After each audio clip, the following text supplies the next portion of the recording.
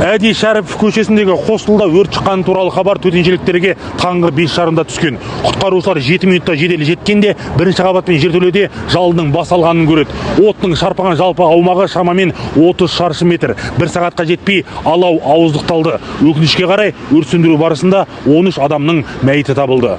Іле-шала Алматы әкімдігі бұл хостел заңсыз жұмыс істеді деген ақпарат таратты. Құжат жүзінде аумағы 457 шаршы метрлік нысанды дүкен ретінде пайдалануға ғана рұқсат бар екен.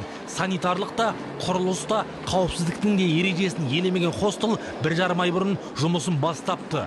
Мақұл, әкімдік білмепті делік. Ал сонда қаланың қақ ортасындағы 3 қабатты бұл үйдің пәтер иелері кооперативі ай қарады ма деген сұрақ туындайды.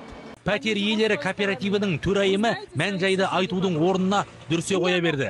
Хабарым жоқ деп кеткенше асықты. Өрт дерегі бойынша қылмыстық кодекстің 292 бабы бойынша іс қозғалған. Полицияның мәліметінше әзірге хостелдің қожайыны қамауға алынбаған, тергеуге де тартылмаған. Мекен жайын анықтаудамыз деп қысқа қайырды. Ал өрттің нақты неден болғанын, кім кінәлі екенін арнайы құрылған комиссия анықтайды.